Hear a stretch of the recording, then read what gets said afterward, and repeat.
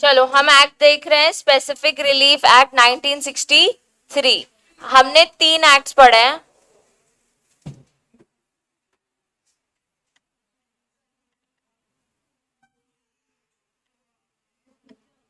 देखो, एक हमने टीपी एक्ट देखा था, ट्रांसफर ऑफ प्रॉपर्टी एक्ट। उसमें भी अगर आपकी प्रॉपर्टी है, आप किसी को ट्रांसफर कर रहे हो, इमूवेबल प्रॉपर्टी से रिगार्डिंग कोई भी कॉन्ट्रैक्ट कर रहे हो, तो उसके बाद उसमें कुछ ब्रीच होता है, आपकी प्रॉपर्टी कोई और लेने की कोशिश करता है, आपसे बिना पूछे ट्रांसफर कर देता है, हमने बहुत सारे ऐसे पॉइंट्स पढ़े हैं, तो उसमें आप सूट फाइल कर सकते हो।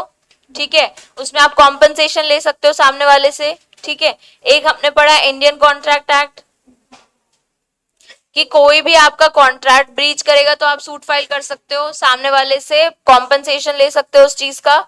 ठीक है, कि आपने कॉन्ट्रैक्ट कंप्लीट नहीं किया, वॉइड वॉइडेबल, ये सब इंडियन कॉन्ट्रैक्ट में। एक ऐसी एक्ट बनाया उन्होंने, specific relief act. Specific relief में क्या होता है, आप स्पेसिफिक परफॉर्मेंस करवा सकते हो सामने वाले से। फॉर एग्जाम्पल, अब देखो हर चीज कवर नहीं होती है स्पेसिफिक में। ठीक है, एग्जाम्पल मैं देती हूं। एक सिंगर है,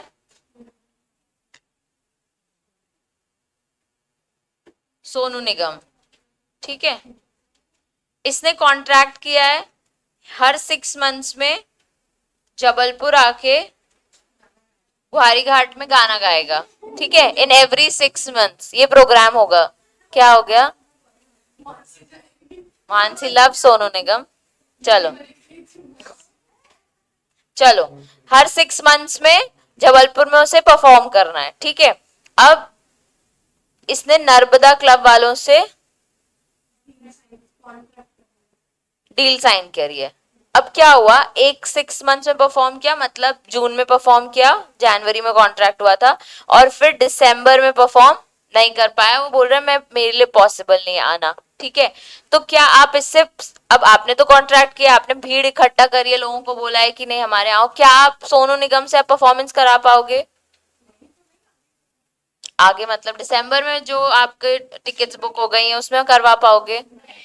क्योंकि वो डेट्रीमेंटल है उसके साइड से, अभी वो नहीं कर सकता perform. He is not able to act, he is not able to perform. ठीक है, ड्यू टू एनी रीजन उसने खुद ही ब्रीच कर लिया। इस केस में आप सोनू निगम को क्या बोलोगे, हमारे पैसे वापस दो, इतनी जो भीड़ इकट्ठा की उन सबकी टिकट्स हम वापस देंगे। ठीक है, तो अभी कुछ केसेस में हम स्पेसिफिक परफॉर्मेंस नहीं करा सकते। फॉर एग्जाम्पल, एक प्रॉपर्टी है, ठीक है, यहां मेरा घर है, ये ऊपर वाला पार्ट मैंने रेंट पे दिया है। ठीक है, कितने में दिया है रेंट पे? 6,000 पर मंथ। ठीक है, अब मुझे इसको मैंने 11 मंथ्स के लिए रखा है। ठीक है, मुझे क्या हुआ कि मुझे जैसे 11 मंथ्स खत्म होने वाले थे, मुझे एक और टेनेंट मिल गया जो बोल रहा है मैं 8,000 पर मंथ आपको दूंगा। ठीक है, अब मुझे ऑफकोर्स क्या बेनिफिशियल है? 8,000। ठीक है, तो मुझे इस पर्सन को, जो टेनेंट यहाँ रहते हैं, उनको बोलना पड़ेगा कि आप मेरी प्रॉपर्टी मुझे वापस दे दो। इसमें आपको मैंने पोजेशन दिया था 11 मंथ्स के लिए, लेकिन अब ये प्रॉपर्टी मेरी हो गई है और आप चले जाओ, मुझे किसी और को यहाँ पे टेनेंट पे रखना है। ये बोल देगा नहीं मैं नहीं जा रहा, मैं आपको 6,000 दूंगा, मेरे को और रहने का है, ऐसा वैसा। लेकिन मैं इससे स्पेसिफिक परफॉर्मेंस डिमांड कर सकती हूँ, प्रॉपर्टी की ओनरशिप मेरी है, प्लस मुझे इससे ज्यादा पैसे मिल रहे हैं। इससे मैं ये नहीं बोलूंगी चल तू मुझे कॉम्पनसेट दे दे और तू ये प्रॉपर्टी रख ले। मुझे मुझे इसके आगे लॉस हो रहा है कितने? 2,000 का, अगर तू यहाँ पे रह रहा है तो। ठीक है, तो अगर तुम्हारे यहाँ रहने से मुझे 2,000 का लॉस हो रहा है, तो मैं तुमसे 2,000 रिकवर नहीं करूंगी। मुझे बेटर टेनेंट मिल रहा है जो 8,000 में रहने के लिए रेडी है, तो मैं तुमसे डिमांड कर सकती हूँ। जरूरी नहीं है कि मुझे डिमांड करनी ही चाहिए। मेरे पास स्पेसिफिक रिलीफ एक्ट के अंदर एक राइट मिल गया है कि मैं इस पर्सन से डिमांड कर सकती हूँ कि ये प्रॉपर्टी पे मेरे पोजेशन मेरे को वापस दे दो। ठीक है यार, एक सेकेंड, दिख रहा है ना सबको क्लियरली? ठीक है, सेलियंट फीचर्स में सबसे पहले बोला है कि आपको हर बार स्पेसिफिक रिलीफ ग्रांट नहीं होगी, वो डिपेंड करता है आपके नेचर ऑफ। कई बार वो चीज ही नहीं है, तो आप कैसे बोलोगे कि मुझे वही गुड्स चाहिए? अब तो वो बचे ही नहीं ना, आप उसके बदले का पैसा ही मांग सकते हो। अब आता है specific relief is granted with damage is not an adequate relief. किसी पर्सन के इमोशनल डैमेजेस होते हैं, ठीक है, तो वो उसके बदले का जो भी आप पैसा दो, हमें उससे मतलब नहीं, वो हमारी जो हमारे इमोशनल अटैचमेंट है वो कभी रिकवर नहीं कर पाएगा, हमें वही चीज चाहिए, हमें वही परफॉर्मेंस चाहिए। अब जैसे सिंगर है, अब इससे आपके कोई इमोशनल कनेक्ट नहीं है, इससे आपके कोई इमोशनल कनेक्ट नहीं है, ठीक है, कॉम्पनसेशन दे दो, हमारा काम हो गया, हम भीड़ खाली करें यहाँ से, ठीक है। कई बार आपके इमोशनल कनेक्ट होते हैं जैसे डॉग से, तो उसके बदले का कॉम्पनसेशन कभी भी आपके इमोशनल कनेक्ट को कवर नहीं कर पाएगा। तो उसका एडिक्वेट रिलीफ आप कैसे ढूंढोगे कि इसका डॉग इसने रख लिया, अब इसका रिलीफ क्या है, 10,000, 10 लाख, 1 लाख, आप कैसे कैसे डिसाइड करोगे कि एक सर्टेन अमाउंट कैसा होता है। कोर्ट कई केसेस में डिसाइड कर सकता है पर कई केसेस में नहीं कर सकता, तो स्पेसिफिकली बोलता है कि नहीं, तुम इसको प्रॉपर्टी या इसका जो हिस्सा है या इसकी जो इमूवेबल प्रॉपर्टी है जिसका इसके पास पोजेशन था वो चीज उसको रिटर्न कर दो। Whether granting relief is a discretion of court, तो स्पेसिफिक रिलीफ देनी चाहिए कि नहीं, ये कोर्ट मैटर होता है, तो कोर्ट जो बोलेगा वो चीज फॉलो होगी। अब लॉ में डिफाइंड है रिकवरी ऑफ प्रॉपर्टी, पहला सेक्शन था हमारा, जो पॉइंटर्स थे उसी के बेस पे हम करेंगे, ठीक है। पहला था रिकवरी ऑफ प्रॉपर्टी। अब दो टाइप की प्रॉपर्टीज होती है, इमूवेबल और मूवेबल। इमूवेबल प्रॉपर्टी में आपको या तो टाइटल वापस चाहिए या फिर आपको पोजेशन वापस चाहिए। अब जब रेंट पे आप प्रॉपर्टी देते हो तो आप क्या बोलते हो, हमें पोजेशन वापस चाहिए, ठीक है। और कई बार किसी को लीज पे प्रॉपर्टी देते हो तो आप बोलते हो भाई हमारा टाइटल हमें वापस दे दो। देखो, a contract related to recovery of immovable property can be specifically performed on the basis of title और possession। आप सामने वाले से बोल सकते हो प्रॉपर्टी मेरी, इसका टाइटल मुझे वापस चाहिए, या इसका पोजेशन मेरे पास था ये मुझे वापस दे दो।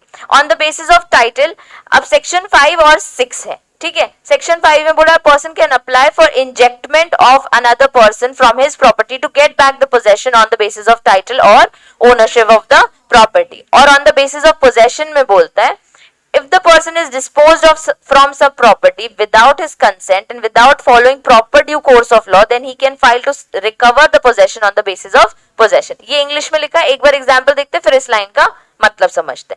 Tom owned a property which is in possession of Jerry. To get back the possession, Tom can file against the suit within 12 years of the disposition of the basis of title। Property किसकी थी, Tom की, possession किसके पास था, Jerry. तो अभी क्या हो रहा है कि वो उसको बोल रहा है कि भाई तुम मुझे इसका मेरा टाइटल मुझे वापस दे दो, तो 12 साल तक का टाइम है कि वो उससे अपना पोजेशन वापस ले सकता है। इसमें Jerry resides in the property owned by Tom, जैसे रेंटल बेसिस पे, अब वो उसके घर पे रह रहा था, ठीक है। Tom dispose of Jerry without his consent and without following the proper due course of law. Jerry can file the suit against Tom within 6 months from the dispossession of the basis of possession. अभी क्या हुआ कि possession किसके पास था, Jerry के पास। देखो ये है टॉम, ठीक है, ये उसकी एक प्रॉपर्टी है। अब इसने बोला कि रेंट पे चाहिए क्या, उसने बोला, जेरी ने बोला यस चाहिए, ठीक है। अब रेंट अग्रीमेंट कितने मंथ्स का होता है, 11 मंथ्स का। 11 मंथ्स का इन्होंने अग्रीमेंट किया और ये प्रॉपर्टी रेंट को चली गई जेरी को, ठीक है। अब जब 11 मंथ्स का कॉन्ट्रैक्ट है, बिना नोटिस दिया आप इसको बोल रहे हो तुम धक्के मार के निकलो यहाँ से, ताला लगा दिया उसके घर में, अब वो अंदर भी नहीं जा सकता, उसका सामान भी अंदर है, तो वो बोलेगा ना कि मुझे एटलीस्ट 1 मंथ का पोजेशन तो दो उस प्रॉपर्टी में, ताकि मैं अपना घर खाली कर सकूं, नया घर ढूंढ सकूं।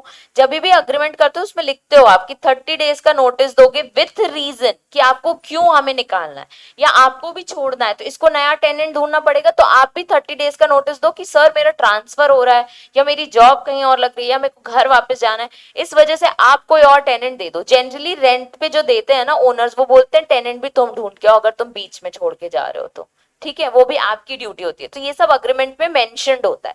तो अगर आप किसी को बिना उसकी कंसेंट लिए उससे पोजेशन ले लोगे तो वो आपसे कुछ टाइम के लिए पोजेशन तो मांगेगा ही, भले प्रॉपर्टी आपकी खुद की है, ठीक है। तो आपका जो अग्रीमेंट है उस बेस पे जेरी सूट फाइल कर सकता है टॉम को, ठीक है। तो हमने पहले देखा recovery of immovable property on the basis of title, on the basis of possession.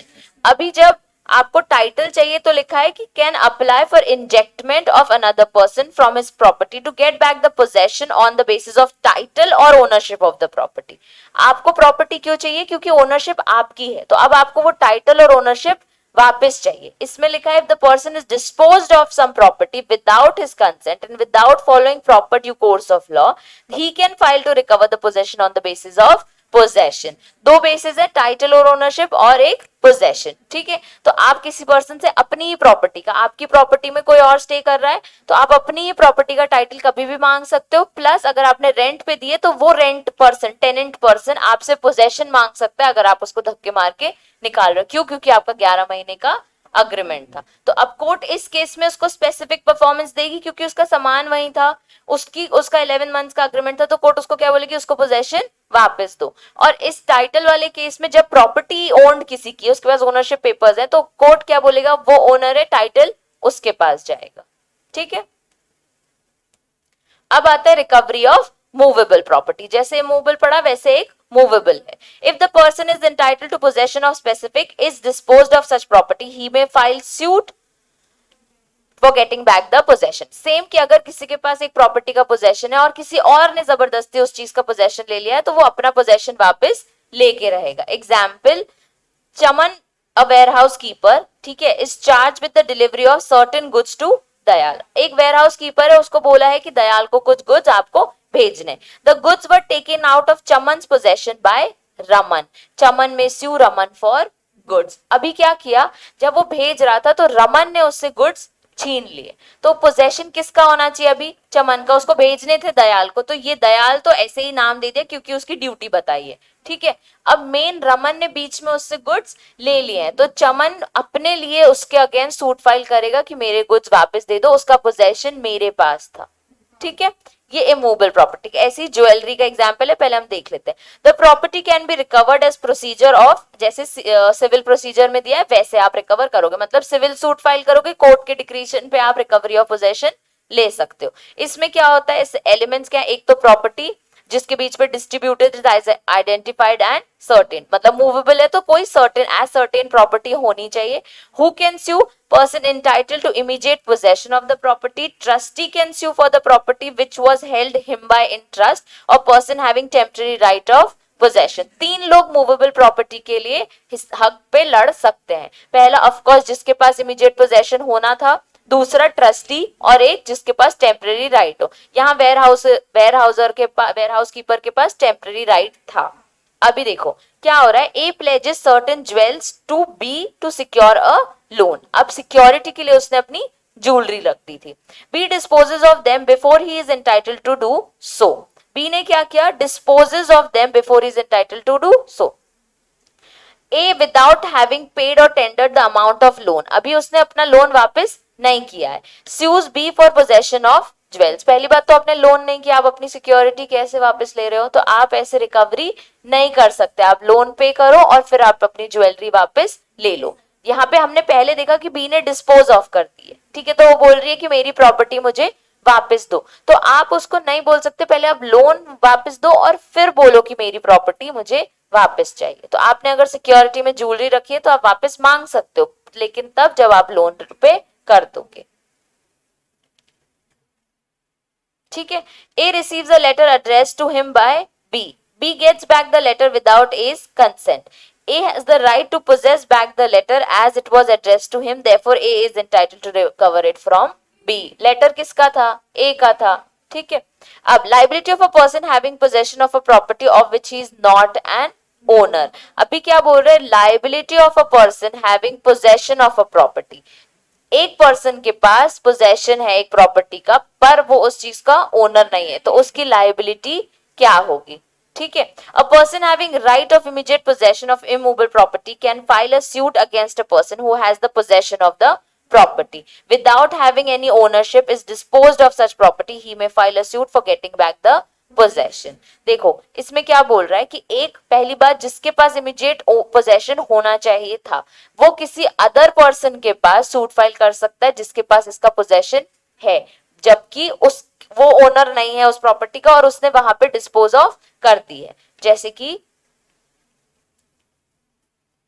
Immediate owner, immediate possession ए के पास होना चाहिए था डॉग का क्योंकि ए का डॉग है, ठीक है। उसने बी को रखने को दिया था और बी ने क्या किया? सी को सेल कर दिया है डॉग उसका, ठीक है। तो ए बी के अगेंस्ट सूट फाइल कर सकता है कि तुम इसको नहीं बेच सकते, मेरे पास उसका इमीडिएट पोजेशन होना चाहिए था। Who can sue? Person entitled to immediate possession of the property, जिसके पास टाइटल एक्चुअल में आना चाहिए था वो सूट फाइल कर सकता है. Against whom can be suit filed? Suit can be filed against the person having the possession without having the ownership. Condition क्या है? Person against whom the suit is filed is not the owner, यानी B owner नहीं था, but has the control over the property. The person filing the suit has the right to immediate possesses the property. मतलब कि जो ए suit file कर रहा है उसके पास राइट है, यस डॉग मेरा है, मुझे मेरा डॉग वापस चाहिए, मेरे पास इमीडिएट पोजेशन आना चाहिए. when will be the defendant compelled to deliver back the property to plaintiff? जब compensation sufficient नहीं है. उसके इमोशंस का कोई कॉम्पनसेशन बन सकता है क्या? नहीं बन सकता. When the ascertainment of damage or loss is not possible. तो पहली बार जब आप एडुकेट अमाउंट डिसाइड नहीं करो और जो भी आप पे करो उससे उसको डैमेज और लॉस कभी भी रिकवर नहीं होगा. When the possession is wrongly transferred from the plaintiff who is entitled to immediate possession. If the suit is filed against the person who has possession of the goods in capacity of agent or trustee. Third और fourth point में बोल रहा है कि आपने क्या किया? Wrongly transfer कर दिया है. ठीक है, प्लेंटिफ यानी जो केस फाइल कर रहा है. ठीक है, तो उसने रॉन्गली अगर कोई प्रॉपर्टी, ये एक रीजन है कि रॉन्गली अगर आपने प्रॉपर्टी ट्रांसफर कर दी है तो आप गेट वापस लेने के लिए स्पेसिफिक परफॉर्मेंस ही मांगोगे कि हमें इसका कॉम्पनसेशन मत दो, गलती से आपके घर पे हमारा डॉग आ गया. ठीक है.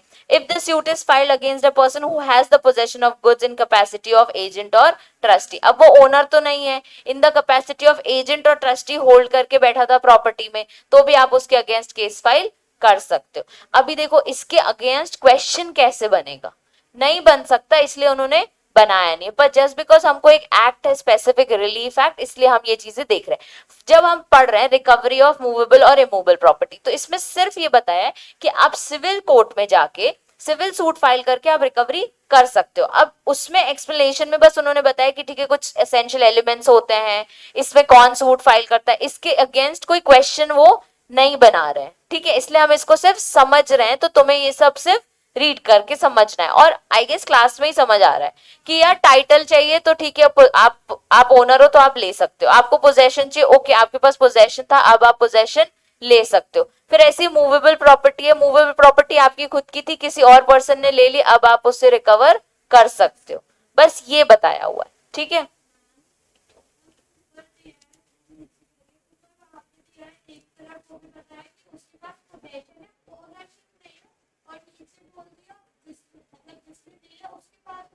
नहीं देखो क्या हो रहा है इसमें, जो ओनरशिप वर्ड यूज कर रहे हैं ना वो सिर्फ बी के केस में कर रहे हैं कि इस पर्सन के पास ओनरशिप नहीं है.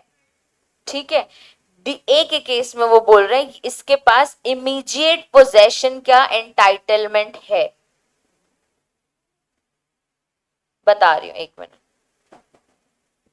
ए के केस में बोल रहे हैं कि इसके पास इमीडिएट पोजेशन का एंटाइटलमेंट है. एंटाइटलमेंट मतलब ये पर्सन टाइटल होल्ड करता है कि अभी इमीडिएट पोजेशन मेरे पास आना चाहिए, तो इसलिए ये केस फाइल कर सकता है. इस पर्सन ने जबरदस्ती प्रॉपर्टी ले ली है या फिर उसको दी हुई थी तो एक्स्ट्रा एक्सटेंड करने की कोशिश कर रहा है कि अब तो प्रॉपर्टी मेरी है, अब मैं तुम्हें वापस नहीं दूंगा. तो अब इमीडिएट एंटाइटलमेंट किसके पास है? ए के पास. तो ए के पास राइट है कि वो अपनी प्रॉपर्टी रिकवर कर सके. किससे रिकवर कर सके? बी. बी के अगेंस्ट इसलिए हम केस कर रहे हैं क्यों? क्योंकि वो ओनर नहीं है, उसको कुछ टाइम के लिए इस प्रॉपर्टी में पोजेशन मिला था. ठीक है, ओनरशिप वर्ड ए के केस में तो आ ही नहीं रहा है, हमेशा वो वर्ड यूज कर रहे हैं इमीडिएट पोसेशन का एंटाइटलमेंट है. ठीक है, क्योंकि एक्चुअल ओनर यही था, पर वो कंफ्यूज ना होने के लिए उन्होंने लॉ में कहीं वर्ड नहीं लिखा है. ठीक है, और अभी क्या हो रहा है, जैसे हमने वेयर हाउस का केस पढ़ा तो वो वेयर हाउस कीपर था, क्या वो ओनर है? नहीं है, पर उसके पास राइट है क्योंकि उसके ओनर ने उसको राइट दिया है कि तुम इस वेयर हाउस के कीपर हो, तुम्हें ध्यान रखना है यहाँ से जो भी प्रॉपर्टी बाहर जा रही है और जो भी प्रॉपर्टी अंदर आ रही है. तो जितना ट्रांसपोर्ट आ रहा है और जा रहा है, मतलब माल भर के आ रहा है और भर के जा रहा है, ख्याल कौन रखेगा? वो चमन. तो चमन यहाँ पे ओनर है क्या? नहीं है, पर उसके पास इमीडिएट पोजेशन का एंटाइटलमेंट है, उसके पास होना चाहिए क्योंकि ओनर ने उसको दिया है वो पोजेशन. ठीक है, चलो कॉन्ट्रैक्ट्स, ये इंपॉर्टेंट है. Contracts which may be specifically enforced. कब आप बोल सकते हो कोर्ट को कि मुझे स्पेसिफिकली कॉन्ट्रैक्ट एनफोर्समेंट चाहिए ही चाहिए। सेक्शन 10 में दिया है प्रोवाइड्स दैट अग्रीव पार्टी में डिमांड, मैं तुम लोगों की बुक में मार्क करा दूंगी ये वाला सेक्शन, और ये नोट्स तुमको मिल जाएंगे, तुम लोग मत परेशान, ठीक है। Section 10 provides that aggrieved parties may demand specific performance of contract in following cases। कब? जब आप एक्चुअल डैमेज डिसाइड नहीं कर सकते, there is no standard for ascertaining the actual damage caused by non performance of the act agreed to be done. जब आपकी दो parties का कॉन्ट्रैक्ट हुआ है, एक एग्जांपल ले लो, डॉक्टर है, डॉक्टर के पास गए आप चेकअप कराने, ठीक है, उसने बोला तुरंत सर्जरी होगी, सर कितने दिन में? इन 3 डेज। अगर आपने 3 दिन में सर्जरी नहीं कराई तो आपकी बॉडी में डैमेज हो सकता है, ठीक है, इंटरनल डैमेज। अभी क्या हुआ, 3 डेज में डॉक्टर अवेलेबल नहीं है, डॉक्टर के साथ कॉन्ट्रैक्ट हुआ था, ओके डॉक्टर हम सारे टेस्ट करा लेते हैं, 3 दिन में सर्जरी कराने आ जाएंगे, डॉक्टर भाग गया, ठीक है। अब तुम्हारे नॉन परफॉर्मेंस से उस पर्सन को क्या पैसे देके तुम खुश रख सकते हो? उसके इंटरनल डैमेज को तुम ठीक करने के लिए तुम्हारा होना बहुत जरूरी है। तुम बोल दो कि तुम्हारी बॉडी डैमेज है, लो मेरे से 50 लाख रुपए ले लो, वो क्या करेगा 50 लाख का? हो सकता है वो 5 डेज और जी सकता है, उसके अलावा वो कुछ नहीं, 5 दिन में 50 लाख का करेगा क्या? ठीक है, इस केस में आपको क्या चाहिए? स्पेसिफिक परफॉर्मेंस, ठीक है। 3 दिन में नहीं करे, 4 दिन में मैं जिंदा हूं, मेरे को डैमेज हुआ है नहीं हुआ, तुम आके मुझे ठीक करके जाओ, ठीक है। इस केस में तुम मुझे पैसे दोगे ना, क्योंकि तुमने कॉन्ट्रैक्ट का ब्रीच किया, जो एक्ट करना चाहिए था वो तुमने परफॉर्म नहीं किया है, तो उसका कॉम्पनसेशन हमें नहीं चाहिए, हमें स्पेसिफिक परफॉर्मेंस चाहिए। The compensation in money is not an adequate relief for non-performing of the contract। कितना भी पैसा दे दे डॉक्टर, 1 करोड़ भी दे दे, जिस पर्सन की जान जा रही है वो 1 करोड़ का क्या करेगा? वो बोलेगा पहले तो मुझे ठीक करो, ठीक है। Presumptions unless otherwise provided the court shall presume the following। जब आप कोर्ट के पास जाते हो तो कुछ चीजें वो प्रिज्यूम करता है। Breach of transfer of immovable property, अब यहाँ पे इमूवेबल का केस दे दिया उन्होंने। It can not be adequately relieved by compensation in money, तो उसने प्रिज्यूम कर लिया कि यार किसी को इमूवेबल प्रॉपर्टी चाहिए, अब उसको तो प्रॉपर्टी चाहिए ना, उसको अपना घर चाहिए, उसके बदले आप पैसे दे दोगे तो क्या मतलब? अब किसी ने एक रेंट पे रहता है पर्सन, उसने फ्लैट का कॉन्ट्रैक्ट किया हुआ है एक बिल्डर के साथ कि इसमें जो 4th मंजिल पे फ्लैट है वो मेरा, ठीक है, 4th फ्लोर वाला पूरा फ्लैट उसने ले रखा है। अब वो क्या कर रहा है, 4th फ्लोर वाला फ्लैट उसने किसी और को दे दिया, ये ए है ये बी है, ठीक है, बी को ना देके उसने सी को दे दिया। तुम्हें क्या चाहिए? तुम रेंट पे रह रहे हो, तुम्हें अपना घर वापस चाहिए जिसका तुमने एडवांस भी दे रखा है, एडवांस से ज्यादा पैसा दे रखा है, जहां तुम जा जाके इंटीरियर चेक कर रहे हो क्या हो रहा है क्या नहीं हो रहा, और प्रॉपर्टी सी को बेच दी। तुम्हें स्पेसिफिकली क्या चाहिए? प्रॉपर्टी। तुम्हें वो बोल देगा 1 करोड़ ले लो, तुम बोलोगे मैं क्यों लूं, मैंने आपके यहाँ बुक किया है, मुझे यही एरिया में रहना है, मेरे यहाँ से शॉप पास है, मेरे घर वाले पास है, मुझे इसी एरिया में रहना है, उसकी टर्म्स एंड कंडीशन लग तो कोर्ट उसकी सुनेगा, ठीक है। अब breach of transfer of movable property, general rule it can be relieved adequately by compensation in money, generally relieve हो जाता है, ठीक है। लेकिन डॉग वगैरह के केस में तो आपको डॉग वापस चाहिए होगा ना, तो आप बोलोगे स्पेसिफिकली परफॉर्म चाहिए। एक्सेप्शन रूल दिया, लेकिन breach of transfer of immovable property cannot be adequately relieved by paying compensation money in following 2 cases, ठीक है। पहला, where the property is not an ordinary article of commerce or of special value or interest to plaintiff, consist of goods which are not easily obtainable in market, तो आप इसका पैसा नहीं लोगे, आप बोलोगे मुझे वही चीज चाहिए, ठीक है। जैसे contract of sale of patent right, copyright, shares of the company. अब जो शेयर्स आपके नाम पे थे वो आप ले सकते हो क्या दोबारा? दोबारा कैसे? उसको बोलोगे ना मेरे ही शेयर्स मुझे वापस दो। पेटेंट आपने कराया हुआ है किसी चीज का, पेटेंट क्या होता है? इंटेलेक्चुअल प्रॉपर्टी राइट है आपका, ठीक है, आपने किसी चीज का पेटेंट कराया हुआ है कि ये मेथड मैंने बनाया है, पेटेंट आप मेथड्स में कराते हो, ठीक है, किसी चीज को तरीका, तो आपने वो तरीका आपने पेटेंट कराया है कि इस चीज को ऐसे बनता है, अब वो किसी ने आपसे ले लिया, तो आप वो मेथड कहाँ से लाओगे ना, आप दोबारा बना लोगे, लेकिन दोबारा पेटेंट करा पाओगे क्या? पेटेंट राइट आपका है, ठीक है। अगर वो किसी ने आपसे ले लिया है तो आप उसके लिए स्पेसिफिकली बोलोगे कि ये पेटेंट राइट मेरा है, तुम इसे मेरे से छीन नहीं सकते, तो आप प्रॉपर्टी पेटेंट के पेपर्स चेंज नहीं कर सकते, मुझे मेरे राइट्स वापस चाहिए, ठीक है। ऐसे ही केस में which are not easily available future property chattels of special value. chattels of special value यानी कुछ प्रॉपर्टीज जो आपको स्पेशल वैल्यू पे मिल जाती है. आज की डेट में प्रॉपर्टीज के राइट्स ऐसे इंक्रीज हो रहे हैं. आपने किसी के साथ कॉन्ट्रैक्ट किया था और ये ना इमूवेबल प्रॉपर्टी नहीं मूवेबल प्रॉपर्टी है. ठीक है, तो कोई ऐसी प्रॉपर्टी जो कि मूव हो जाती है, ठीक है, उसमें आपके पास राइट है फर्नीचर्स वगैरह जैसे, उसमें आपके पास राइट है कि आज की प्राइसिंग में इतनी है और आपने खरीद लिया. अब आपसे कोई और वो चीज ले गया, ठीक है, आपकी प्रॉपर्टी थी आपने खरीदी पर वो किसी और कोई और बोल रहा है कि इसमें पोजेशन अब मेरा है. आप बोलोगे मुझे वो प्रॉपर्टी चाहिए क्योंकि मुझे राइट रेट पे मिला था वो. ठीक है, आप बोलोगे मुझे इसका बदले का कॉम्पनसेशन नहीं चाहिए, मुझे वही प्रॉपर्टी चाहिए.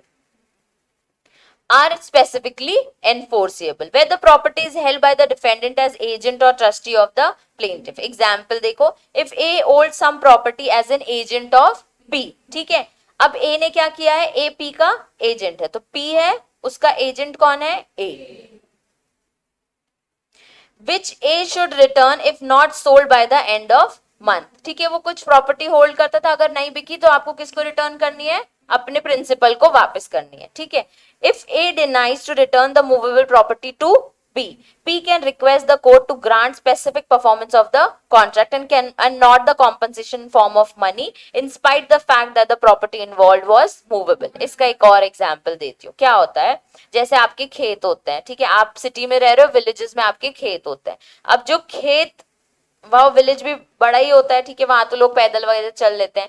खेत वगैरह चेक करने के लिए जाने के लिए आपने एक पर्सन रखा है, उसको बाइक दी है एक मस्त सी कि बाइक लो, मेरे सारे खेत जाके रोज चेक करना, ठीक है, सब पे नजर रखना, सारे फार्मर्स पे, और जितना कुछ माल तुम अपनी बाइक पे रख सकते हो उतना माल उनके घर तक पहुंचा देना. ये पर्सन ने बोला ओके, कितने पैसे दोगे, मैं तुम्हें बाइक भी दे रहा हूं और प्लस 10,000 रुपए.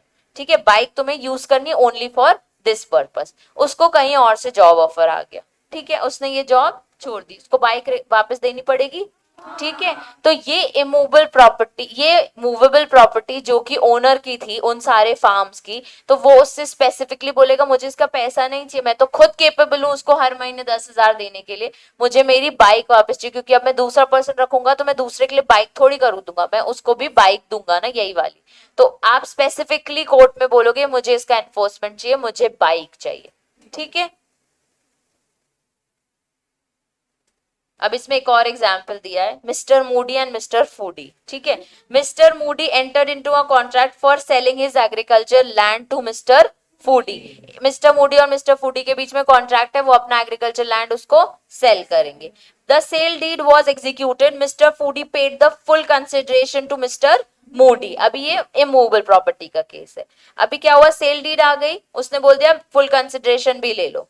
Mister Moody change his plan to sell the, वो फूडी को नहीं दे रहा. Mister Foody filed a suit against mister Moody and demanded the specific performance. Mister Moody pleaded that he will compensate for the damage and refund the money, but mister Foody demanded the specific performance. Decide क्या होगा,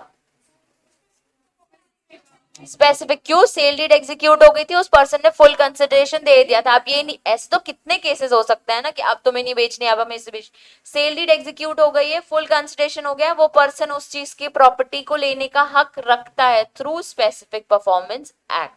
ठीक है, इसमें क्या हुआ, an agreement for sale of agriculture land was wilfully avoided by respondent vendor after the execution of sale deed and receiving full sale consideration. Rajasthan High Court held that compensation by way of damages would not be substituted to the execution of sale deed. आप यहाँ पे substitute नहीं कर सकते इस चीज को कि ये बोल के कि compensation लो और refund ले लो.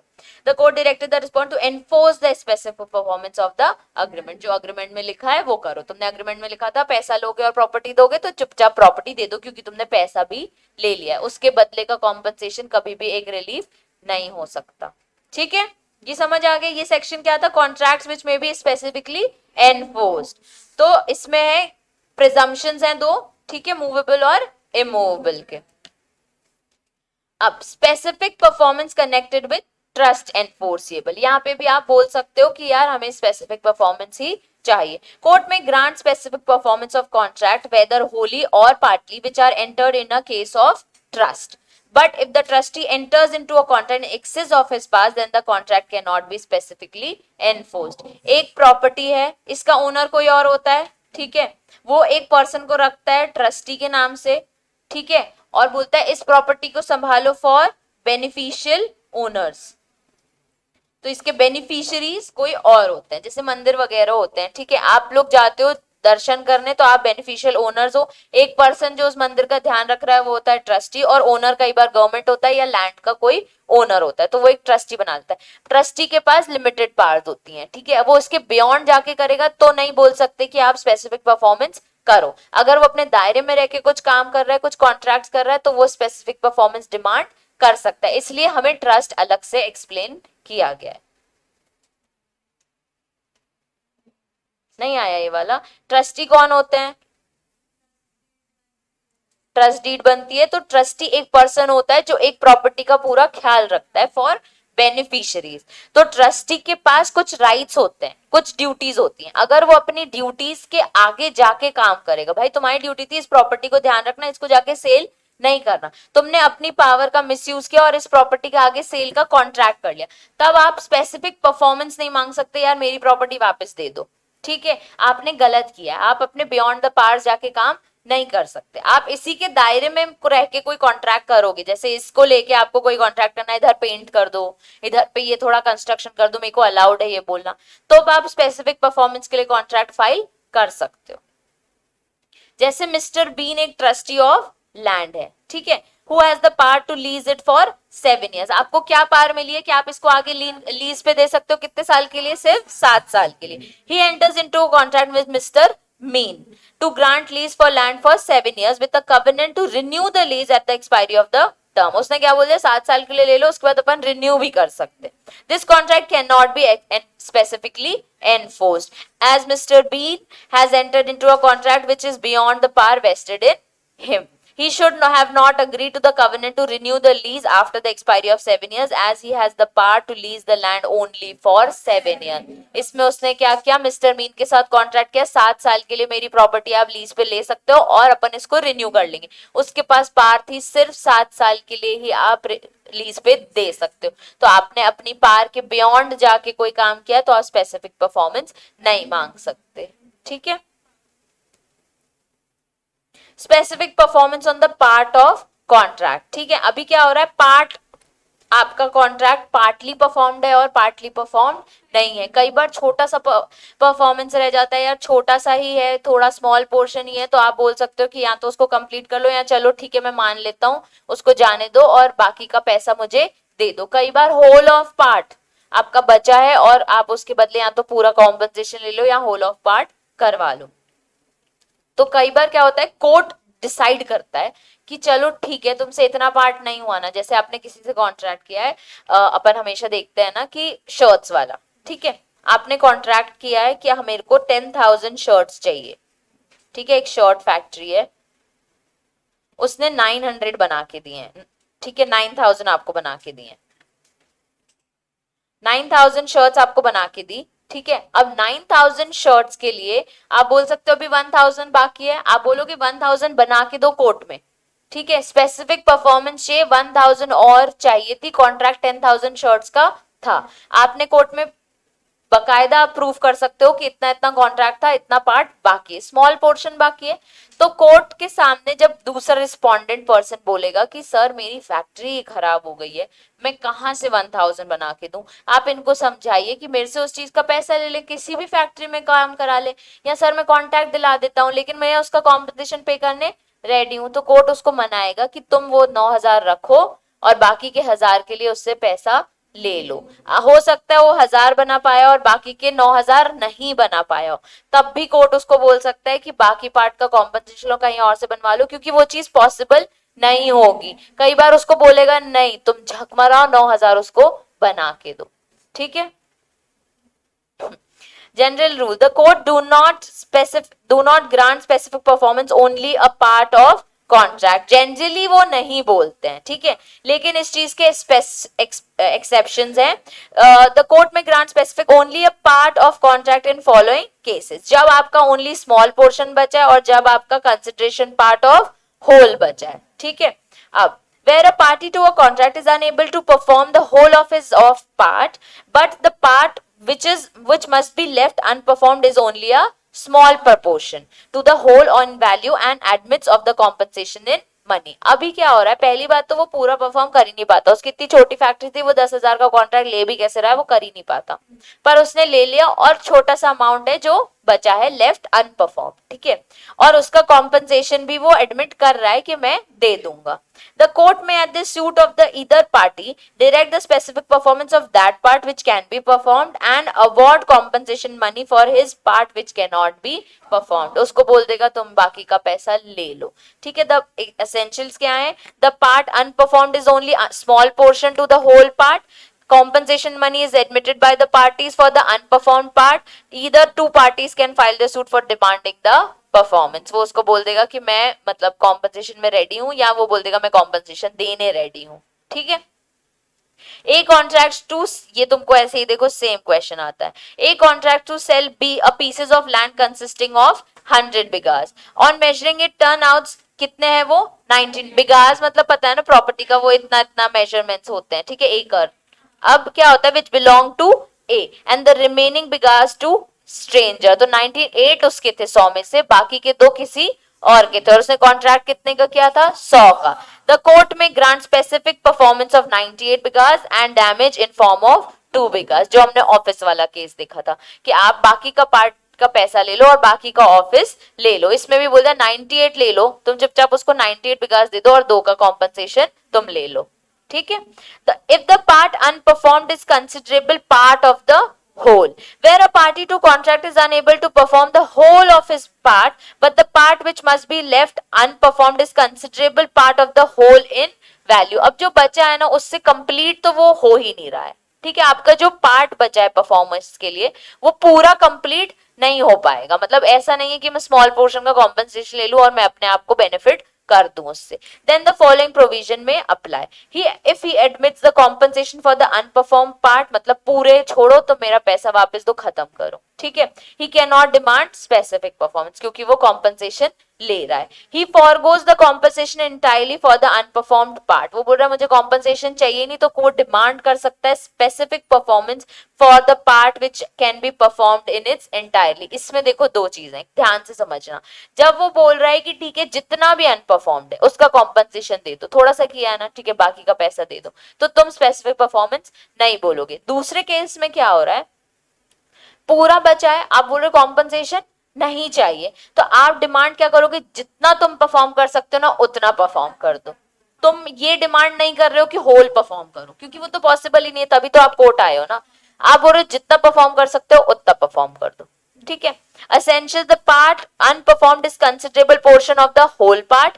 The party who fail to perform cannot demand specific performance in this case, क्योंकि हम सिर्फ ये बोल सकते हैं कि जितना परफॉर्म कर सकते हो उतना कर दो, ठीक है, आप पूरे का परफॉर्मेंस नहीं मांग पाओगे।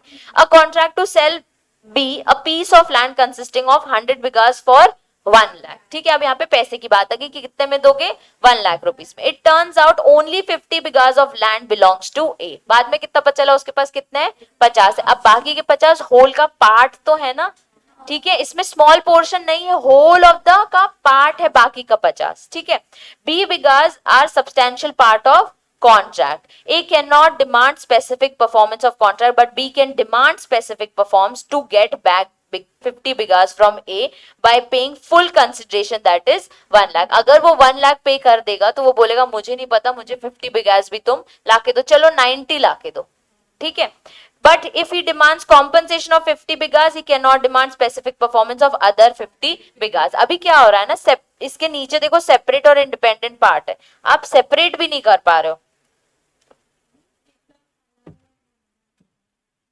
इसका हम यहाँ पे समझते, देखो क्या हो रहा है, ए और बी है, ठीक है, ऊपर वाला तो समझ आ गया ना 98 वाला।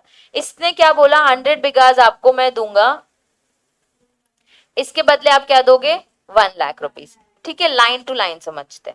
It turns out only 50 bighas of land belongs to A, इसके पास एक्चुअल में कितने हैं 50, ठीक है। फिर 50 bighas are the substantial part of the contract. अब जो बाकी के 50 हैं, जैसे ये है, बाकी का जो 50 है वो भी तो सब्सटेंशियल पार्ट है, इंपॉर्टेंट पार्ट है। एक सेकेंड,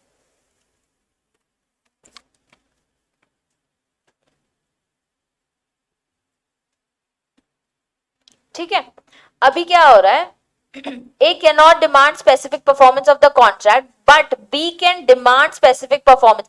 A नहीं बोल सकता मुझे 1 लाख दो, क्योंकि तुम 50 ही ओन कर रहे हो, ठीक है। तुम ये नहीं बोल सकते अच्छा 50,000 दे दो, ठीक है। आप सामने वाले को नहीं बोलोगे पैसे दो, आप 50 ओन कर रहे हो और आप पूरा पैसा डिमांड नहीं कर सकते, ठीक है। लेकिन बी डिमांड आपसे कर सकता है, वो क्या बोलेगा, बाकी का 50 दो, नहीं तो मुझे कॉम्पनसेशन दो, ठीक है। तो अगर वो कॉम्पनसेशन लेता है तो वो 50 बिगास के लिए डिमांड नहीं कर सकता, अगर वो नहीं लेता है कॉम्पनसेशन तो वो डिमांड कर सकता है। अब उसको वो 50 बिगास कैसे मिलेंगे, क्या होगा उसका, वो कोर्ट के डिस्क्रिशन पे आएगा, ठीक है। वो कोर्ट डिसाइड करेगा कि ये बाकी का 50 उसको कैसे मिलेगा, क्योंकि उसने डिमांड की स्पेसिफिक परफॉर्मेंस की। और अगर वो कॉम्पनसेशन डिमांड करेगा तो इसका कितना कॉम्पनसेशन उसको मिलना चाहिए वो भी कोर्ट डिसाइड करेगा, ठीक है। स्मॉल पोर्शन के केस में कोर्ट ने क्या बोल दिया, कर दो और तुम चुपचाप ले लो। इतना सब्सटैंशियल पार्ट जो इंपॉर्टेंट पार्ट है उसका, उसके केस में उसने दूसरे वाले को मतलब प्लेंटिफ को राइट दे दिया, या तो तुम पूरा स्पेसिफिक परफॉर्मेंस डिमांड करो या कॉम्पनसेशन। बाकी केसेस में तुम्हें कॉम्पनसेशन प्लस स्पेसिफिक परफॉर्मेंस दिला रहा हूं, इस केस में तुम एक चीज चूज कर लो, ठीक है। हाँ, ये आप नहीं बोल सकते, ठीक है। Separate or independent part, where a part of contract which can and ought to be performed stand on a separate and independent footing from another part of the same contract which cannot or ought, अच्छा इसकी English देखो बहुत अजीब सी, where a part of contract which can and ought to be performed, एक contract जब perform हो सकता है, stand on separate and independent footing from another part. अब दो पार्ट में अगर आप कॉन्ट्रैक्ट डिवाइड करो तो एक पार्ट ऐसा है जो आपका स्टैंड और सेपरेटली परफॉर्म हो सकता है, ठीक है, on the same of the contract. अब जैसे ये दो कॉन्ट्रैक्ट हैं, इस लाइन का पूरा मतलब है ये पार्ट परफॉर्म हो सकता है, stand and separate and independent है, और इसी का अदर पार्ट है जो आप परफॉर्म नहीं कर सकते, ठीक है। Of the same contract which can not और ought not to be specifically perform, मतलब एक पार्ट आप परफॉर्म कर सकते हो सेपरेटली और एक बिल्कुल नहीं परफॉर्म कर पा रहे हो। द कोर्ट में direct specific performance the part which can be perform. Court क्या बोलेगा, ये परफॉर्म हो रहा है ना, इतना कर दो, ये नहीं हो रहा है, ठीक है, सेपरेट करके जो हो रहा है उसका परफॉर्मेंस दे दो। जैसे कि Alok contract to sell a piece of land to Vimal consisting of 100 bighas for rupees 10 lakhs. In turn, it turns out only 50 bighas of land belongs to Alu, who can demand specific performance of the contract and who cannot. If there is demand of specific performance from rightful party, what will be the consideration? जो अभी हमने ऊपर पढ़ाना जैसे उसी case में समझो, अगर ये मान लेता है आलोक कि चल ठीक है 50 दे दे, बाकी का 50 डिवाइड हो सकता है, उसको अपन वहां पे बिल्डिंग बना सकते हैं, उसमें कोई एंटर नहीं होगा ना, नहीं होगा, ठीक है 50 दे दो, बाकी का मैं कॉम्पनसेशन डिमांड तुमसे कर रहा हूं, ठीक है। अगर पार्ट हो सकता है तो हमने जो ऊपर एग्जांपल देखा वो सब्सटैंशियल पार्ट था, वो उसका इंपॉर्टेंट पार्ट था, उसको आप सेपरेट नहीं कर पा रहे हो, इसलिए आप डिसाइड करो या तो कॉम्पनसेशन लो या फिर स्पेसिफिक परफॉर्म। जब स्टैंड सेपरेट इंडिपेंडेंट पार्ट है तब आप बोल सकते हो अच्छा जितना पार्ट हो रहा है उसका पैसा ले लो और परफॉर्मेंस कर लो, मतलब यहाँ पे वो 50,000 या 50 लाख जितना भी उसका आधा है उतने में वो काम कर सकता है। इसमें 10 लाख दिया यानी 5 लाख रुपीज वो लेके और 50 बगास लेके चुपचाप रह सकता है, ठीक है। बाकी का कंपनसेशन क्यों, मतलब आप इसको 50 लाख को 51 लाख कर लो, आप पूरा 10 लाख तो नहीं लोगे ना, क्योंकि 50 बिगास तो आपको नहीं मिल रहा है, तो आपको जो डैमेज हुआ है उसका आपको लेना है तो आप डिमांड कर सकते हो। नीचे सेम एग्जांपल दिया, उसका आंसर भी वो स्मॉल पोर्शन वाला ही है जो हमने अभी पढ़ा, ठीक है। Contract which can not be specifically enforced, ये भी एक इंपॉर्टेंट है। अब कौन से कॉन्ट्रैक्ट जो स्पेसिफिकली एनफोर्स नहीं हो सकते, section 14 lays down the contract which cannot be specifically enforced, where a party to contract has obtained substituted performance of the contract in accordance with provision of section 20। अभी क्या हुआ है कि आप ने ऑलरेडी बोल दिया कि अच्छा तुम ये नहीं कर सकते ना, चलो ये कर दो, आपने ऑलरेडी एक सब्सटीट्यूटेड कॉन्ट्रैक्ट कर रखा है कि ये परफॉर्म कर लो, अगर ये नहीं हो रहा है तब आप स्पेसिफिक एनफोर्समेंट के लिए नहीं जाओगे। क्यों, क्योंकि आपने मान लिया था कि अगर ये, जैसे आपने 4th फ्लोर पे फ्लैट बुक किया, ठीक है, अब आपको 4th फ्लोर के लिए वो मना कर रहा है, आपने अग्री कर लिया चलो 4th नहीं दे रहे हो ना 5th दे दो, ठीक है, 5th के लिए आप अग्री कर चुके हो, आप ऑलरेडी एक सब्स्टिट्यूटेड कॉन्ट्रैक्ट कर चुके हो और उससे एनफोर्समेंट करा रहे हो, भैया जो जो काम फोर्थ पे होता है वो फिफ्थ पे कर दो, मैं मान रहा हूँ। उसने बोला ठीक है मैं कर दे रहा हूँ, उसके पैसे मैं आपको नहीं दूंगा, आपको एक्स्ट्रा काम लग रहा है, एक्स्ट्रा लेबर लग रही है, मैं उसके पैसे नहीं दूंगा। उसने बोला ठीक है सर मैं मान रहा हूँ। अब आप बाद में जाके कोर्ट में बोलोगे नहीं मुझे तो फोर्थ फ्लोर ही चाहिए, स्पेसिफिक परफॉर्मेंस चाहिए, आप तब एनफोर्समेंट के लिए नहीं जा सकते। ठीक है।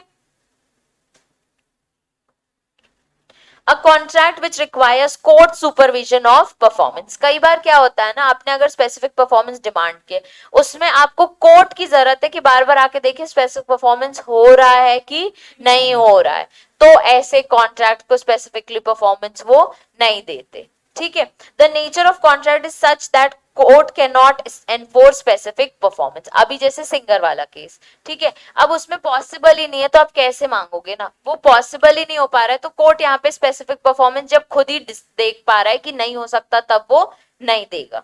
ठीक है। अ contract which requires personal qualification और वॉयलेशन ऑफ पार्टीज। अब सोनू निगम से कॉन्ट्रैक्ट किया है, उसकी पर्सनल क्वालिफिकेशंस क्या है, ही इज अ सिंगर, तो क्या आप किसी और भी आदमी को खड़ा कर सकते हो क्या कि यार ये गा देगा, कोई बात नहीं, उसकी पर्सनल क्वालिफिकेशन है कि वो सिंगर है, तो वो क्वालिफिकेशन ही पूरी नहीं होंगी। जैसे डॉक्टर के केस में कि कोई और आके उसकी सर्जरी कर सकता है क्या, नहीं कर सकता, वो डॉक्टर है ही नहीं, तो कैसे करोगे स्पेसिफिक परफॉर्मेंस। तो कोई और को आप नहीं खड़ा सकते क्योंकि उसकी पर्सनल क्वालिफिकेशंस होनी चाहिए, वो डॉक्टर ही था उस एंटायर सिटी में जो इस चीज की सर्जरी करता है। आपको कहीं और सिटी से कोई पर्सन बुला के स्पेसिफिक परफॉर्मेंस कराना पड़ेगा, तो आप किसी और से ऐसे कॉन्ट्रैक्ट थोड़ी करा सकते हो। वो पर्सन की पर्सनल क्वालिफिकेशन थी, वो सर्जन था, अब वो अवेलेबल नहीं है, तो आप स्पेसिफिकली एनफोर्समेंट के लिए उससे डिमांड नहीं कर सकते। उसके लीगल हायर्स थोड़ी आएंगे परफॉर्मेंस करने, सर्जरी करने। A contract which is in its nature of determinable contract. वही जैसे सिंगर के केस में, भाई अब वो मना कर रहा है मैं करूंगा ही नहीं, क्या कर लोगे, मैं आऊंगा ही नहीं, पैसे ले लो मुझसे, वो इतना बड़ा आदमी है, वो बोल रहा है कि मेरे से पैसे ले लो। अब उसकी ही डिटर्मिनेशन नहीं देख रही है उस काम को करने के लिए, तो आप कैसे बोलोगे कि स्पेसिफिक परफॉर्मेंस आके करो। ऐसी एक a court which requires court supervision for performance में ले लो प्रॉपर्टी वाले केस में, जब आपने कोई बिल्डिंग का कॉन्ट्रैक्ट किया है, रेरा वाले केस में हमने देखा है कि भाई इसका कंप्लीशन होना चाहिए प्रॉपरली। अब तो रेरा एक्ट आ गया, 1963 में रेरा एक्ट नहीं था, तो तब अब कोर्ट को सुपरवाइज करना पड़ता, प्रॉपर्टी बन रही है नहीं बन रही है, तब वो स्पेसिफिक एनफोर्समेंट नहीं देता था। अब रेरा आ गया है तो आपको रेरा के अंडर वो specific enforcement, completion certificate, occupancy certificates मिलने लग गए। ठीक है। तो अब कौन कौन से पॉइंट्स है जब आप स्पेसिफिकली एनफोर्समेंट के लिए डिमांड नहीं कर सकते, वेरी इंपॉर्टेंट, सब्सटीट्यूशन, दूसरा सुपरविजन ऑफ कोर्ट चाहिए आपको परफॉर्मेंस के लिए, तीसरा जब कोर्ट ने बोल दिया कि नहीं एनफोर्स हो सकता, ठीक है, फिर जब पर्सनल क्वालिफिकेशन रिक्वायरमेंट हो, और जब it is nature of detrimental. जैसे miss Geet entered into a contract to sing at a restaurant of mister Jeet every Saturday evening for 10 consecutive Saturdays. After the third Saturday, Miss Geet get refused to sing. Mr. Jeet wants specifically performs कि भाई मेरे यहाँ Saturday evening में आके गाएगी, मेरे को मतलब नहीं है। He cannot demand specific performance as the contract requires personal qualifications or violation of the parties. ठीक है। अब कौन आएगा ना, किसी को उसको नहीं बोल सकता, उसकी पर्सनल क्वालिफिकेशन है सिंगर की। जैसे ए और बी और बिकम अ पार्टनर, ए और बी क्या बन गए, पार्टनर बन गए। The contract is not specifying duration of the propose partnership, मतलब उन्होंने पार्टनरशिप एट विल बनाई है कि हमें नहीं पता ड्यूरेशन क्या रहेगी। Later A refuse to enter into a contract, अभी क्या ए बोल रहा है मेरे को नहीं आना तुम्हारे साथ कॉन्ट्रैक्ट में। Is the specific performance possible, will your answer be different if the अगर वो ड्यूरेशन ऑफ पार्टनरशिप उसमें डिसाइड होता, यस तब डिफरेंट होता, क्योंकि ड्यूरेशन था इतने टाइम तक हम पार्टनर्स रहेंगे। The contract can not be specifically enforce since either A and B might at once dissolve the partnership, therefore it is determinable contract, क्योंकि ए ने डिसाइड कर लिया मुझे नहीं करना, तो अब पार्टनरशिप तो डिसॉल्व हो गई ना। हमने देखा है कि उसने बोल दिया मुझे रिटायर होना है, मुझे रिमूव होना है पार्टनरशिप से। If the agreement specified that 5 साल का रहेगा, it is not determinable and can be enforce. तो अभी क्या होगा, 5 साल के लिए डिसाइडेड, तब वो बोल सकता है भाई देखो अग्रीमेंट में लिखा है 5 साल तक पार्टनरशिप में रहना है, तो ये पर्सन छोड़ने की बातें नहीं करेगा। चलो, हु में ऑब्टेन स्पेसिफिक परफॉर्मेंस, ये तो हमें पता है,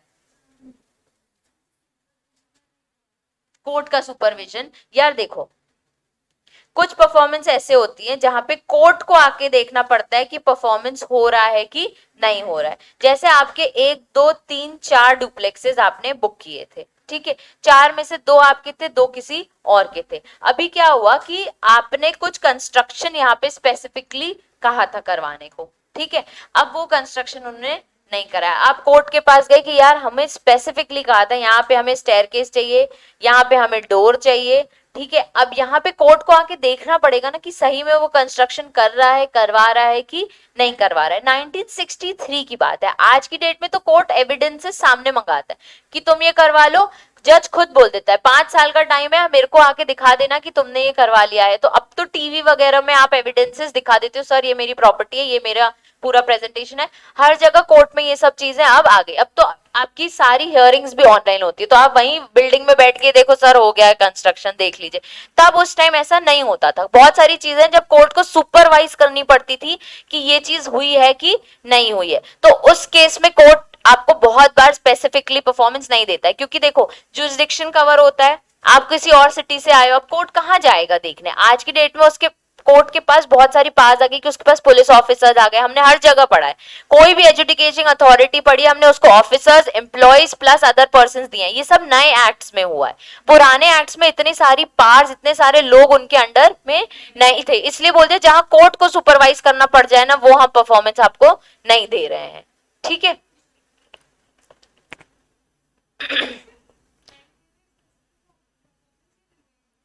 कोर्ट के केस में यार उन्होंने, जैसे अब तुम लोग को हर केस में लग रहा होगा यार अगर डॉगी है, डॉगी उसने नहीं दिया तो ये कैसे प्रूफ करोगे, वहीं की वहीं कॉन्ट्रैक्ट हो जाता है। कोर्ट का ऑर्डर ही तब आता है जब एक्चुअल में स्पेसिफिक परफॉर्मेंस एनफोर्स हो जाता है, ठीक है। अब आपने वहीं के वहीं बोल दिया कि ठीक है डॉग ले लो, आपने अग्री कर लिया। कुछ केसेस में कोर्ट को जाके सुपरवाइज करना पड़ रहा है कि यार ये परफॉर्मेंस हुई है कि नहीं हुई है।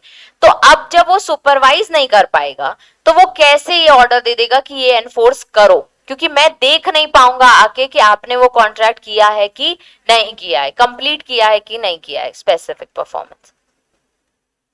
Who may obtain specific performance? Parties to contract, ठीक है। रिप्रेजेंटेटिव इन इंटरेस्ट भी बोल सकते हैं कि जैसे वेयर हाउस कीपर, ठीक है। पर्सनल बेनिफिशियरी एंटाइटल्ड, जिसको बेनिफिट मिलता था, जो बेनिफिशियरी है वो भी बोल सकता है कि यार स्पेसिफिक परफॉर्मेंस कराओ, मुझे इससे बेनिफिट्स हो रहे थे।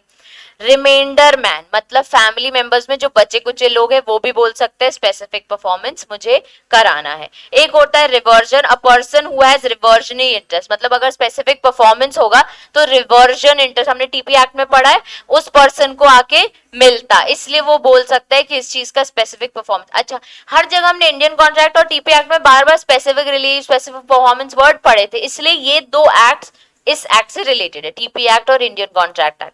फिर है resultant of company in case of amalgamation. अभी क्या हो रहा है, जैसे अमलगमेशन हो जाता है ए और बी का, बिल के ए बी कंपनी बनते हैं ना वो लोग, तो अब न्यू कंपनी है, तो न्यू कंपनी भी स्पेसिफिक परफॉर्मेंस के लिए बोल सकती है। तो ये नहीं बोल सकते आप पहले तो तुम ए थी ना भाई, अब मैं न्यू कंपनी हूं, मेरे पास भी राइट है, क्योंकि मैं अमलगमेट हो गई हूं इसलिए मैं उस राइट को यहाँ पे एनफोर्स कर सकती हूँ।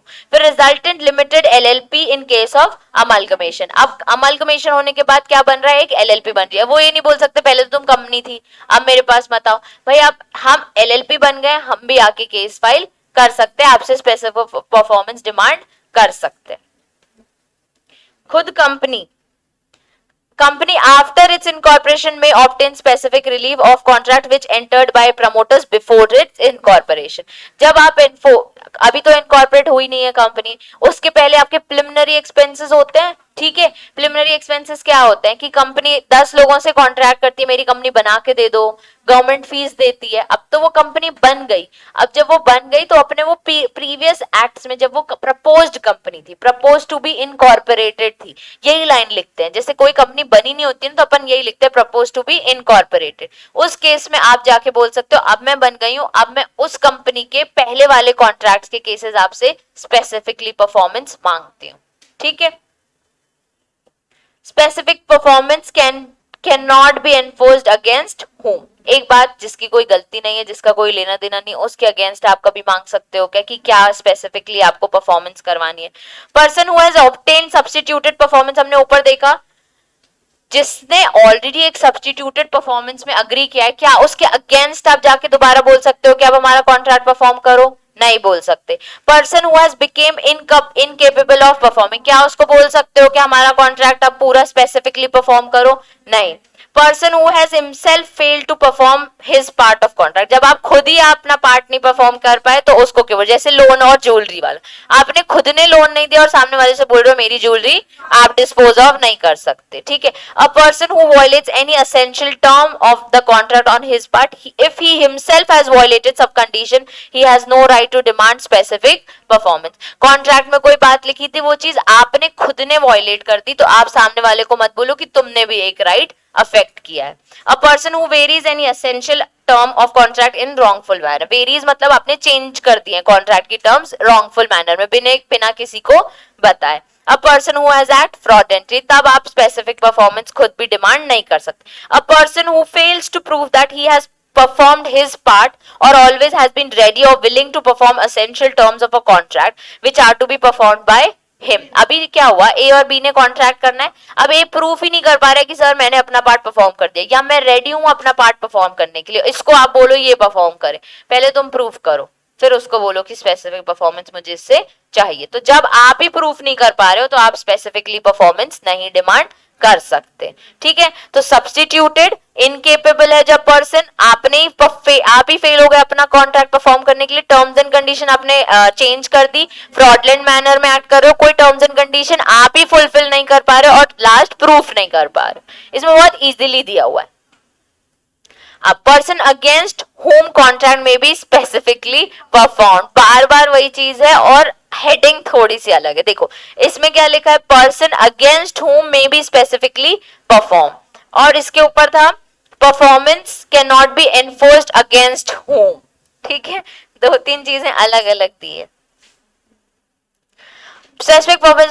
Specific performance of a contract में बी एनफोर्स्ड अगेंस्ट, अब किसी और पर्सन कोई और पार्टी टू कॉन्ट्रैक्ट को बोलोगे कि भाई स्पेसिफिक परफॉर्मेंस करो, पहले हमने देखा कौन डिमांड कर सकता है, तो party of contract he demand कर सकता है, उसके लीगल आयर्स रिमाइंडर्स रिविजन ये सब, ठीक है। Any other person claiming under him by the title arising subsequently to contract except a transferee for value who has paid his money in good faith and without notice of the original of contract. इसमें क्या बोल रहा है कि एक person जो claim कर रहा है कि इसमें मेरा भी टाइटल है, ठीक है, तो उसके अगेंस्ट भी आप बोल सकते हो तुम्हारा टाइटल कहां से आया, पहले मैं बताऊंगा मेरा टाइटल था, तुम क्लेम नहीं कर सकते, तब आप बोल सकते हो स्पेसिफिक परफॉर्मेंस टाइटल मेरा है, ठीक है। लेकिन अगर किसी पर्सन ने ट्रांसफर, यानी अगर आपने एक प्रॉपर्टी किसी को ट्रांसफर कर दी, उसने गुड फेथ में, आप ये हमने पढ़ा है, उसने गुड फेथ में आपसे प्रॉपर्टी ली है, आपको कंसिडरेशन दिया है, तब आप नहीं बोल सकते मुझे मेरी प्रॉपर्टी वापस चाहिए। देखो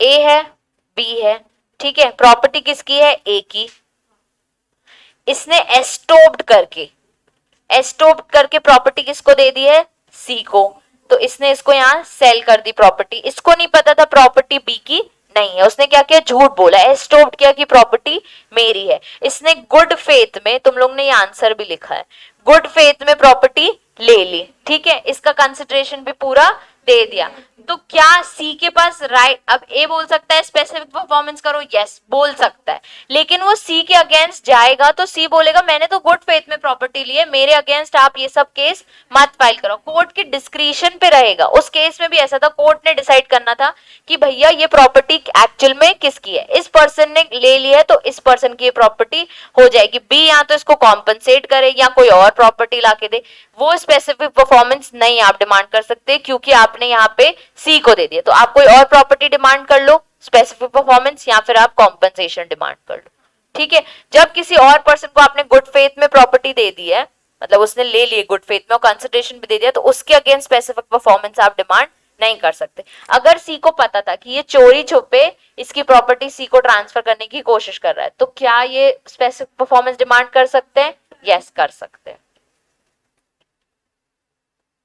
A person claiming under a title which, though a prior to contract known to the plaintiff, might have been displaced by the defendant। अभी क्या बोल रहा है, जो पर्सन क्लेम कर रहा है कि मेरा टाइटल है, though the prior to contract known to the plaintiff might have been displaced by the defendant, plaintiff को पता था कि यार मेरी प्रॉपर्टी कहीं ना कहीं डिस्प्लेस होगी आगे जाके, ठीक है। वो टाइटल मांगने की कोशिश कर रहा है प्लेंटिव, ठीक है। प्लेंटिव को पहले से पता है कि might have been displace by the defendant, हो सकता है इसने डिस्प्लेस किया है, तब आप डिफेंडेंट के अगेंस्ट बोलोगे टाइटल मेरा है, तुम डिस्प्लेस करो, मैंने तुमसे कॉन्ट्रैक्ट किया था कि तुम प्रॉपर्टी रख सकते हो, तुम ही रखना, किसी और को अभी टाइटल मत देना। तो उसको डाउट हो रहा है पहले से कि ये डिस्प्लेस करेगा, तो आप उसके अगेंस्ट स्पेसिफिक परफॉर्मेंस मांग सकते हो। रिजल्टेंट कंपनी हमने ऊपर भी देखा, ठीक है। अब रिजल्टेंट कंपनी बन के ए बी लिमिटेड बनी है, तो उसके अगेंस्ट आप मांग सकते हो स्पेसिफिक परफॉर्मेंस। ये नहीं बोल सकते वो लोग पहले हम ए कंपनी थे अब हम ए बी लिमिटेड है तो हम आपके अगेंस्ट काम नहीं करेंगे। आपको करना पड़ेगा, अब आप अमलगमेटेड प्रॉपर्टी हो, अमलगमेटेड कंपनी हो, आपको मेरा स्पेसिफिक परफॉर्मेंस कंप्लीट करना पड़ेगा। ऐसे ही रिजल्टेंट एलएलपी, वो ये नहीं बोल सकते पहले हम कंपनी थे अब हम एलएलपी बन गए, तो भी आपको हमारा पार्ट परफॉर्म करना पड़ेगा। जब भी अमलगमेशन होता है तो आपको एफिडेविट देने होते हैं कि हमारे किसी से कोई कॉन्ट्रैक्ट नहीं पेंडिंग है, हमारे कोई सूट पेंडिंग नहीं है, ताकि ये स्पेसिफिक परफॉर्मेंस के केसेस में आप अपने आप को प्रूफ कर सको। फिर ऐसी कंपनी के केस में कंपनी आफ्टर इट्स इनकॉर्पोरेशन अपने पहले वाले एक्ट्स के लिए लायबल हो सकती है, ठीक है, कि तुम पहले प्रपोज टू कंपनी थे, तुमने जो एक्ट्स किए अब तुम्हें स्पेसिफिकली परफॉर्म करना पड़ेगा, ठीक है। Substituted performance of a contract, declaratory decree, substituted आप एक बार रीड कर लेना, अभी पढ़ा है कि उसका दूसरा पार्ट आप कोई भी मांग सकते हो। डिक्लेरेटरी डिक्री क्या होता है, तुम लोग ने वो मूवी देखी है MBBS पार्ट 2, तुम लोग कितने बोरिंग हो यार। हाँ, गुड मॉर्निंग मुंबई करती है ऐसी विद्या बालन, नहीं देखी? उसमें है ना, हाँ गांधी जी वाली, उसमें है ना बहुत सा, देखी है ना, गुड, इंटरेस्टिंग लोगो। अभी क्या हुआ, अभी क्या हुआ उस केस में, एक उसमें बहुत सारे बुढ़े लोग रहते हैं, ठीक है, उनकी वो प्रॉपर्टी होती है, और वो जो मतलब मूवी का क्रक्स ऐसा होता है कि वो प्रॉपर्टी कहीं ना उसको उन लोग ने ऐसे घर जैसे रहते हैं, उनके बहुत इमोशंस रहते हैं उस प्रॉपर्टी से, और गवर्नमेंट वो प्रॉपर्टी डिमांड करती है उनसे, ठीक है। तो अभी वो डिमांड आप नहीं करते, उनको घर से बाहर निकाल देते हैं, वो रोड पे बैठते हैं, ठीक है, तब विद्या बालन और संजय दत्त सब करते हैं उनके हेल्प वगैरह। तो उसमें वो लोग डिक्लेयर करवाना चाहते हैं कि ये प्रॉपर्टी कोर्ट से पहले ही, कि आप डिक्लेरेटरी डिक्री दे दो कि ये प्रॉपर्टी किसकी है, हमारी है। तो उस चीज के लिए वो केस फाइल कर सकते हैं, सूट फाइल कर सकते हैं कि आप पहले ही डिक्लेयर कर दो कि ये प्रॉपर्टी किसकी है, हमारी है। तो डिक्लेरेटरी डिक्री यानी जब आप कोर्ट से डिक्लेयर करवा दो, ऑर्डर ले लो कि ये प्रॉपर्टी पे किसका हक है, ठीक है। तो ये एक बार ये रीड कर लेना, ठीक है, ये पेपर में नहीं पूछा उन्होंने, ठीक है। प्रिवेंटिव इंजंक्शन और परमानेंट इंजंक्शन, इसमें टेम्पररी मतलब प्रिवेंटिव रिलीफ और इंजंक्शन, मतलब दो टाइप के इंजंक्शन होते हैं, एक टेम्पररी और एक परमानेंट, ठीक है। मैं तुमको बता रही हूँ, टेम्पररी यानी क्या होता है, थोड़े टाइम के लिए, परपेचुअल यानी हमेशा के लिए बोल दो ये काम नहीं करने। अब जब कोई रॉन्गफुल एक्ट हो रहे होते तभी आप प्रिवेंटिव इंजंक्शन लगाओगे, वैसे तो आप नहीं लगाओगे, ठीक है। इसमें कैसा दिया है, इंजंक्शन मतलब क्या होता है, commission of wrongful act which is threatened, continuation of wrongful act which has already begin, यानी कोई आप ऐसे एक्ट करने वाले हो इसलिए आपने टेम्पररी इंजंक्शन लगा दिया, या फिर आपके एक्ट्स कंटिन्यू होते जा रहे हैं आपके साथ गलत, इसलिए आपने इंजंक्शन मांगा है कि यार सर प्लीज इसको हमेशा के लिए रुकवा लो, हमारे साथ कंटिन्यू थ्रेटनिंग चालू है, ठीक है। अब तुम्हारी बुक में देखो परमानेंट थोड़ा अच्छे, परपेचुअल थोड़ा अच्छे से दिया है तुम्हारी बुक में कि तुम्हारी क्या ड्यूटी है, ठीक है। Perpetual injunction can be made only after fully trial और hearing it made upon merits of the case, जब पूरा ट्रायल हो जाता है, जब पता चल जाता है कि हाँ थ्रेटनिंग हो रही है, आपके साथ रॉन्गफुल एक्ट हो रहा है, तब आप परपेचुअल इंजेक्शन दे सकते हो, ऐसा कोर्ट को बोला है, ठीक है। तो जब मेरिट्स ऑफ द केस में आप मतलब आपको पता चल गया, एविडेंस आ गया कि हाँ इसके साथ गलत हो रहा है, तब आपने परपेचुअल इंजेक्शन देना है। पर कोई चीज रुक ही नहीं रही है, तब तक के लिए आप उसको टेम्पररी दे दो कि तुम रुक जाओ, अभी हम डिसाइड करेंगे कि तुम्हें रोकना है कि तुम्हें ये कंटिन्यू करने देना है। Example, A is a doctor who is treating B, A demands money for which B declines to pay. अभी क्या हुआ, उसने ट्रीट किया उसको, उसके बदले का वो क्या मांग रहा है, पैसा मांग रहा है। A then threatens the B to make his communication with B regarding his disease public. This is against A's duty and ethics and B may sue for injunction to restrain him from doing so. अभी वो क्या बोल रहा है कि मैं ना दुनिया में बताऊंगा तुमको क्या डिजीज है, तो मेरे पैसे नहीं दे रहे, तो वो उसको रुकवा सकता है कि रुको, मतलब आप मुझसे पैसे लेने की डिमांड आप कर सकते हो, पर आप रुको, मेरी डिजीज को इतने पब्लिकली आप ओपन मत करो, ठीक है। अभी तुम्हारी बुक में जो परपेचुअल इंजेक्शन दिया हम वो कल कंप्लीटली पढ़ेंगे, उसमें है कि कब आप ग्रांट कर सकते हो परपेचुअल इंजेक्शन, वो हमारे लिए इंपॉर्टेंट है, फिर हमारा एक्ट खत्म हो जाएगा, ठीक है। उसके बाद दिया हुआ है कि कब आप इंजंक्शन नहीं मांग सकते, मतलब एक्सेप्शंस भी हैं उसमें।